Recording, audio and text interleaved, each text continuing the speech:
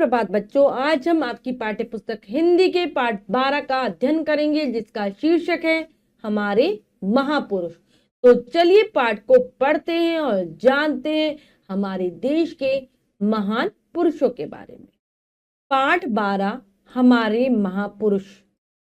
प्रस्तुत पाठ में हमारे देश के सुप्रसिद्ध महापुरुष लोकमान्य बाल गंगाधर तिलक तथा डॉक्टर राजेंद्र प्रसाद के प्रेरक प्रसंगों का वर्णन किया गया है।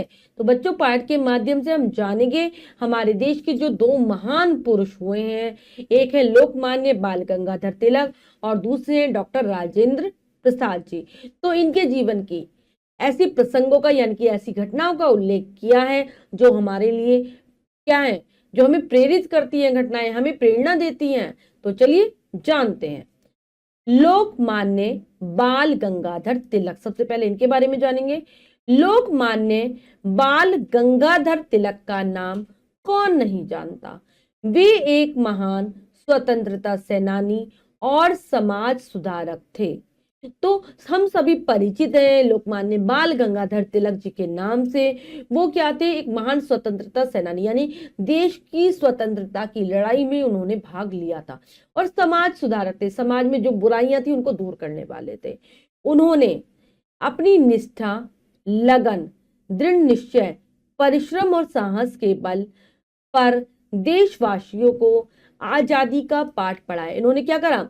जो इनके अंदर भक्ति थी, देश के प्रति निष्ठा थी, लगन थी, देश को आजाद कराने की जो चाहत थी, अपने अंदर दृढ़ निश्चय यानी कि संकल्प वाली जो शक्ति थी वो थी, मेहनती थे, साहसी थे और ये सारी चीजें, इसके आधार पर ही इन्होंने हमारे जो देश में रहने वाले लोग हैं उन्हें आजादी की सीख दी, आजादी लड़ने के लिए प्रेरित किया। सभी देशवासी तिलक जी को बहुत प्यार करते थे, इसी कारण उन्हें लोकमान्य तिलक कहा जाने लगा। तो इनका लोकमान्य नाम कब पड़ा? जब देशवासी इन्हें प्यार से बहुत प्यार करने लगे कि सभी लोग इन्हें प्यार कर रहे हैं, तो लोग इनकी बातों को मानते थे, इसलिए इनका नाम लोकमान्य तिलक हो गया। वे स्वतंत्रता सेनानी होने के साथ साथ अच्छे अध्यापक और समाज सुधारक भी थे। वे सदैव सत्य बोलते थे। तो ये स्वतंत्रता सेनानी तो थे ही, समाज का सुधार करने वाले भी थे, जो बुराइयां थी समाज की उनको दूर करने वाले थे, और एक टीचर भी थे, अध्यापक भी थे और हमेशा सत्य बोलते थे, सच बोलते थे। एक बार की बात है जब तिलक पाठशाला में पढ़ते थे। एक दिन गुरुजी कक्षा में पढ़ा रहे थे। तिलक अपनी सहपाठी से बात कर रहे थे। तो ये घटना उस समय की है जब वो विद्यालय में पढ़ते थे, छात्र थे। एक बार उनके जो अध्यापक हैं, गुरुजी यानी कि अध्यापक कक्षा में पढ़ा रहे होते हैं और वो अपनी सहपाठी यानी कि जो साथ पढ़ने वाला जो विद्यार्थी है उसके साथ बात कर रहे होते हैं। गुरुजी ने उन्हें बातें करते देख लिया। पाठ खत्म करने के बाद गुरुजी ने उन दोनों को खड़ा करके पाठ के बारे में प्रश्न पूछे। तिलक ने तुरंत सारे उत्तर बता दिए। तो गुरुजी देख लेते हैं कि दोनों विद्यार्थी आपस में बातचीत कर रहे हैं। जब वो पाठ पूरा पढ़ा देते हैं तो तिलक जी और उस दूसरे विद्यार्थी को खड़ा करते हैं, पाठ जो उन्होंने पढ़ाया था उससे संबंधित सवालों को पूछते हैं। तो तिलक जी आसानी से सारे उत्तरों को बता देते हैं। अब उनके सहपाठी की बारी थी। गुरुजी ने उससे भी प्रश्न पूछे, परंतु वह कुछ भी नहीं बता सका। वह दृष्टि नीचे किए खड़ा रहा। तो फिर उसके साथी से, जो जिससे वो बात कर रहे थे, उससे भी पूछते हैं सवाल पाठ से संबंधित, लेकिन वो कोई उत्तर नहीं दे पाता, बल्कि अपनी दृष्टि यानी कि अपनी नजरों को नीचे करके खड़ा हो जाता है। यह देखकर गुरुजी को क्रोध आ गया। वे बोले, यदि तुम कक्षा में बातें करोगे तो पाठ कैसे याद होगा। फिर उन्होंने उसे कक्षा में खड़ा रहने की सजा दी। तो गुरुजी को, अध्यापक को तो बहुत गुस्सा आ जाता है। वो कहते हैं अगर तुम बातें करते रहोगे तो कैसे पाठ याद होगा, और उसे दंड देते हैं, कक्षा में खड़े रहने की सजा देते हैं। सहपाठी को दंड मिलता देखकर तिलक से न रहा गया। वे तुरंत खड़े होकर बोले, गुरुजी मैं भी बातें कर रहा था। गुरुजी ने हैरान होकर पूछा, फिर तुमने सभी प्रश्नों के उत्तर कैसे दे दिए। तो उन्हें अच्छा नहीं लगा तिलक को ये बात कि केवल उनकी सहपाठी को सजा मिले। बातें तो वो भी कर रहे थे, तो वो कहते हैं कि मैं भी बातें कर रहा था गुरुजी से। तो अध्यापक हैरान हो जाते हैं कि वो तो कहते हैं कि तुमने तो सारे प्रश्नों के सही जवाब दिए हैं। तिलक बोले, गुरुजी मुझे केवल एक बार सुनकर ही सारा पाठ याद हो जाता है। मुझे तो केवल एक बार सुनने से ही सारा पाठ याद हो जाता है। गुरुजी तिलक की बात सुनकर बहुत खुश हुए और तिलक को समझाते हुए बोले, बेटा मुझे तुम पर गर्व है, परंतु बुद्धिमान होने का यह मतलब नहीं कि हम कक्षा में दूसरे विद्यार्थियों की पढ़ाई में बाधा डालें, बल्कि हमें अपनी बुद्धिमानी का प्रयोग सही दिशा में करना चाहिए। तो गुरुजी को अच्छा लगा कि तिलक ने सच बोला है और उन्होंने समझाया उसे कि मुझे तुम पर अभिमान है, लेकिन तुम बुद्धिमान हो। इसका मतलब ये नहीं कि तुम्हें तो एक बार में पाठ याद हो जाता है, तुम दूसरों की पढ़ाई में रुकावट डालो, बाधा यानी कि रुकावट डालो। हमें सही दिशा में अपनी बुद्धि का प्रयोग करना चाहिए। यह सुनकर तिलक ने अपनी भूल स्वीकार की और अपनी गलती के लिए क्षमा मांगी। तो तिलक जी अपनी गलती को स्वीकार करते हैं, क्षमा मांगते हैं अध्यापक से। तिलक ने देशवासियों को नारा दिया था, स्वराज मेरा जन्म सिद्ध अधिकार है और मैं इसे लेकर रहूंगा। तो तिलक जो हमारे लोकमान्य बाल गंगाधर तिलक है, इनका एक नारा बहुत ही प्रसिद्ध है और वो है, स्वराज मेरा जन्म सिद्ध अधिकार है, यानी कि स्वतंत्रता हमारा जन्म से अधिकार है और इसे मैं लेकर रहूंगा, इसे हमें लेकर रहूंगा। महात्मा गांधी इनके विचारों से बेहद प्रभावित थे। इनका त्याग और बलिदान सदैव देशभक्तों को प्रेरणा देता रहेगा। महात्मा गांधी भी इनके विचारों से बहुत ज्यादा प्रभावित हुए थे और इन्होंने जो देश के लिए त्याग किया है, अपना जो बलिदान किया है, अपना जो सर्वस्व निछावर किया है, सभी देशवासियों को के लिए प्रेरणा का विषय। अब हम अगले महापुरुष के बारे में पढ़ते हैं, डॉक्टर राजेंद्र प्रसाद। ये हमारे देश के प्रथम राष्ट्रपति थे। डॉक्टर राजेंद्र प्रसाद स्वतंत्र भारत के प्रथम राष्ट्रपति थे, यानी कि आजाद भारत के पहले राष्ट्रपति बने। उनका जन्म 3 दिसंबर 1884 को जीरादेई बिहार में हुआ था। कहाँ हुआ था? जीरादेई, बिहार की एक जगह है, वहां पर हुआ था। और कब हुआ था? 3 दिसंबर 1884 में। वे अत्यंत सरल हृदय तथा विनम्र स्वभाव के थे। उनके विचार, व्यवहार तथा वेशभूषा में भारतीयता के दर्शन होते थे। तो बहुत ही सरल, विनम्र थे, नम्रता रखते थे, कोमल हृदय वाले थे।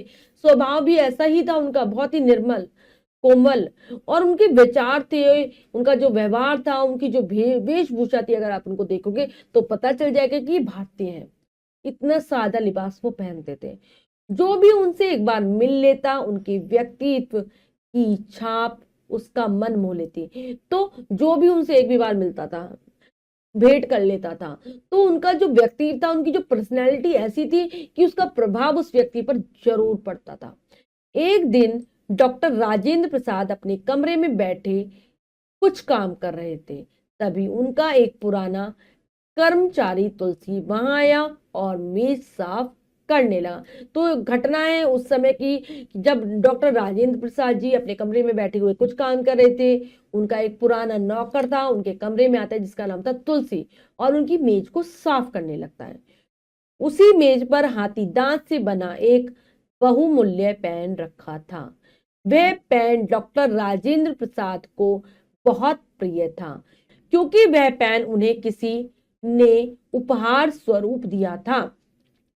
तो जिस मेज को वो कर्मचारी साफ कर रहा था, उस पर एक पेन रखा हुआ था जो बनाया गया था हाथी दांत से। बहुत मूल्य था, बहुत ज्यादा कीमत वाला वो पेन था और बहुत पसंद करते थे राजेंद्र प्रसाद जी उस पेन को, क्योंकि किसी ने उनको उपहार दिया था, उसको मतलब भेंट स्वरूप दिया था। अचानक तुलसी के हाथ से पेन गिरकर टूट गया। अपने टूटे पेन को देखकर राजेंद्र प्रसाद बहुत दुखी हुए। आवेश में आकर उन्होंने तुलसी को डांट दिया। तुलसी चुपचाप दूसरे कमरे में चला गया। तो जैसे ही पेन टूटता है, उन्हें बहुत दुख होता है डॉक्टर राजेंद्र प्रसाद जी को, और गुस्से में वो अपने नौकर को डांट देते हैं, आवेश यानी गुस्से में आकर, और वह चुपचाप दूसरे कमरे में चला जाता है, कुछ भी नहीं कहता। कुछ ही देर बाद राजेंद्र बाबू को अपनी गलती का एहसास हुआ।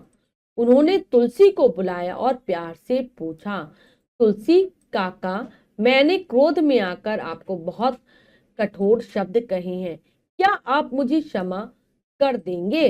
तो जब बाद में थोड़ी देर बाद उन्हें अपनी गलती का एहसास होता है कि उन्होंने गलत किया अपने नौकर के साथ, तो वो उसे बुलाते हैं और बहुत प्यार से पूछते हैं कि तुलसी काका, मैंने आपको गुस्से में आकर डांट दिया और बहुत बुरे शब्द भी कहे, क्या आप मुझे माफ कर दोगे? राजेंद्र बाबू की बात सुनकर तुलसी चकित रह गया। उसकी आंखों में आंसू आ गए। वह राजेंद्र बाबू के चरणों में गिर पड़ा। तो तुलसी भी उनकी बात को सुनकर हैरान रह जाता है, उसकी आंखों में आंसू आ जाते हैं और वह उनके पैरों में गिर जाता है। देखो बच्चों, देश के सर्वोच्च पद पर होने के बावजूद भी राजेंद्र प्रसाद में लेश मात्र भी घमंड न था। वे सभी से बहुत प्रेम करते थे। सरलता और सज्जनता ही उनका सबसे बड़ा धन था। तो इतने ऊंचे पद पर थे, वो देश के सर्वोच्च पद पर थे, सबसे ऊंचे पद पर थे, लेकिन उनमें जरा सा भी घमंड नहीं था। वो बहुत प्यार करते थे सभी को, और उनकी जो सरलता थी, जो उनका अच्छा व्यवहार था, सज्जनता मतलब अच्छा वाला व्यवहार था, उनकी सबसे बड़ी दौलत थी।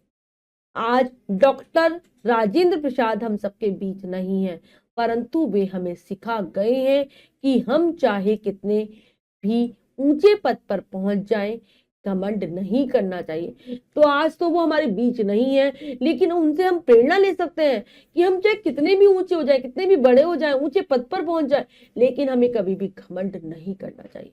तो बच्चों, हमने पाठ के माध्यम से दो महान पुरुषों के बारे में जाना। अब हम पाठ के शब्दार्थ कर लेते हैं।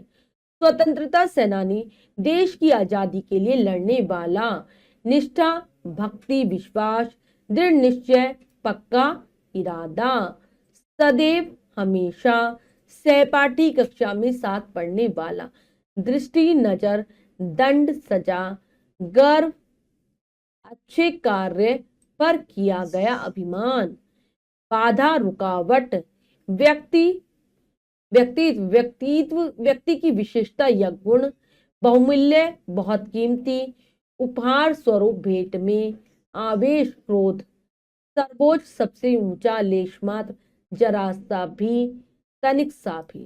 तो ये है पाठ के शब्दार्थ, जिन्हें आप बहुत अच्छे से याद करेंगे। अब हम पाठ का अभ्यास कार्य कर लेते हैं, जो कि है लिखिए में से। पहला प्रश्न पढ़ते हैं, करने का प्रयास करते हैं। सही विकल्प पर सही का निशान लगाइए। प्रश्न में 3 विकल्प हैं, 2 विकल्प गलत हैं, 1 विकल्प सही है।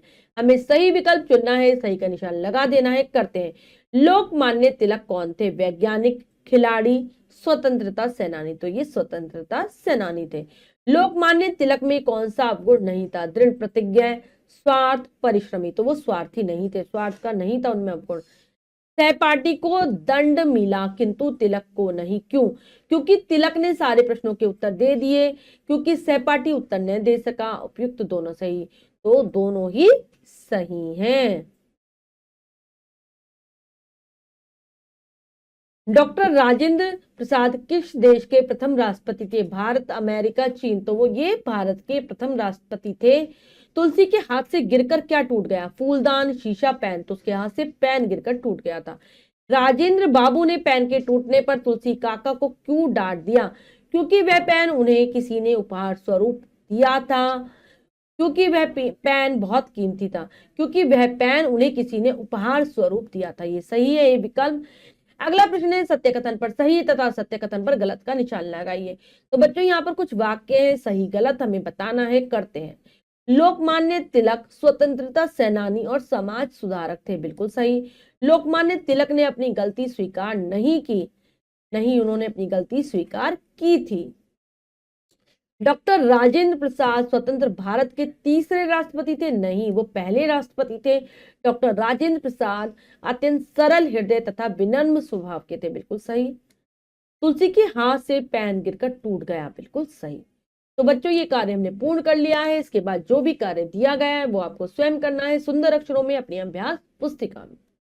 बच्चों, आज हमने पाठ के माध्यम से शिक्षा ग्रहण की कि हमें बहुत ही सरल विनम्र होना चाहिए। हम कितने भी ऊंचे पद पर पहुंच जाए, हमें अपनी विनम्रता सरलता को नहीं छोड़ना चाहिए। साथ ही साथ हमें हमेशा सत्य के पथ पर चलना चाहिए। आशा करती हूँ पाठ बहुत अच्छे से आपको समझ आ गया होगा। फिर से जरूर पढ़ेंगे, शब्दार्थों को याद कर लेंगे। मिलते हैं अगली कक्षा में नए पाठ के साथ। तब तक के लिए स्वस्थ रहिए, प्रसन्न रहिए। धन्यवाद।